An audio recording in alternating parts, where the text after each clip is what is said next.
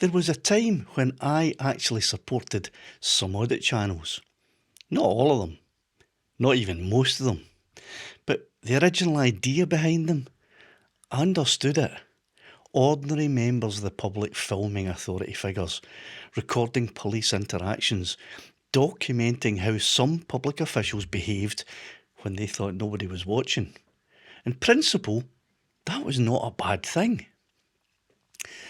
But somewhere along the line, something changed. Because what started out as public accountability slowly became something else entirely. And I think more and more people are beginning to notice it. Let's talk about auditors, or as they often call themselves, citizen journalists. Now, before anybody immediately jumps into the comments section accusing me of attacking public filming rights, let me make something crystal clear right at the start. In the UK, generally speaking, you absolutely do have the legal right to film in public places. You can film buildings, you can film police, you can film government property from public land. You can photograph streets, vehicles and public spaces. And personally, I think those rights matter. A society where the public cannot document authority is not a healthy society. So this video is not about saying people shouldn't be allowed to film. That's not my position, not at all. What I want to talk about is something different. I want to talk about how a movement that originally claimed to stand for accountability gradually became driven by confrontation, outrage, and clicks. When audit channels first started becoming popular years ago, many people viewed them as watchdogs. The idea was fairly simple. A member of the public would visit a publicly accessible area, film openly, remain calm, and demonstrate that many organisations, including some police officers, did not actually understand the law surrounding photography and filming in public. And sometimes, to be fair, they exposed genuine overreach.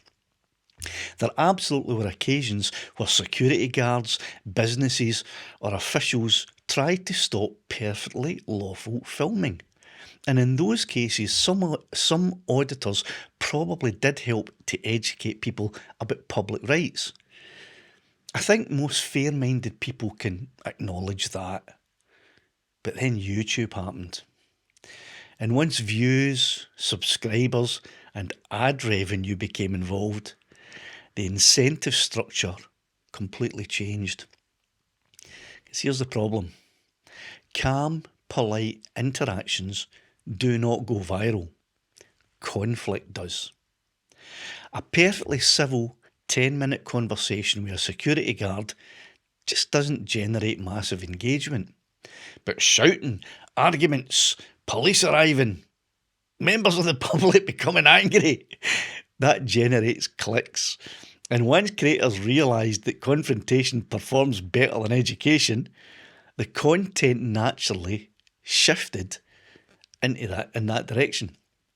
Not because every creator is bad, but because the algorithm rewards emotional intensity.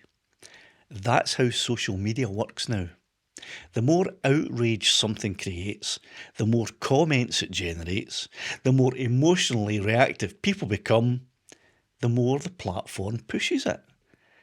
And I think over time, many audit channels stopped documenting confrontation and started manufacturing it. I don't think that. I know that. Now, when you watch a lot of these videos, what do you actually see? Do you see education? Or do you see people deliberately trying to provoke reactions? Because increasingly, many videos seem less about accountability and more about baiting emotional responses from security guards, reception staff, shop workers, police officers, and even ordinary members of the public. People simply trying to go about their everyday life doing their jobs. And eventually, the audience itself changes too. The viewers stop watching for legal education and start watching for confrontation entertainment. It becomes the online equivalent of slowing down to look at a car crash.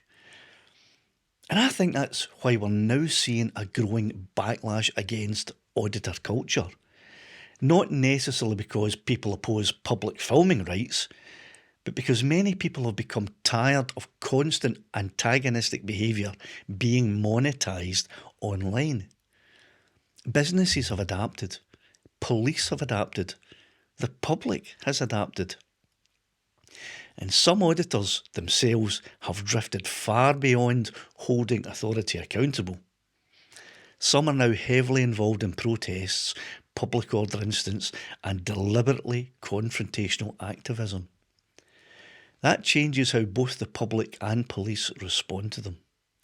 And whether people like hearing this or not, social tolerance matters. You can be technically within your legal rights while still creating an atmosphere that most ordinary people simply find unpleasant, aggressive, or intimidating. Now again, and this is important, none of this means that public filming should become illegal. Quite the opposite, in fact. I strongly believe the public should retain the right to record in public spaces. Because once governments or corporations begin deciding who may or may not film, you enter very dangerous territory very quickly. But rights also come with responsibility. And if filming becomes less about accountability and more about farming confrontation for engagement, then eventually public opinion will start turning against the entire movement. And honestly, I think we're already seeing that happening now. But this discussion actually goes far beyond audit channels, because I think what we're really witnessing is something much bigger. The internet has discovered that outrage is profitable, conflict is profitable, humiliation is profitable. And social media platforms reward the creators who generate the strongest emotional reactions, not necessarily the most thoughtful conversations. And audit culture is probably just one example of that wider problem. So, no, I don't believe all auditors are bad people. And no, I don't believe public filming itself is the problem. But I do think a movement that may once have had some genuine value has increasingly become shaped by algorithms, outrage, and confrontation economics. And I think that more and more ordinary people are starting to recognise that too. Anyway, those are just my thoughts. Let me know what you think in the comments, because you are all part of the public and this may or may not be affecting you, but I believe that as part of a society, a community of human beings, we're all affected by everything that everyone does.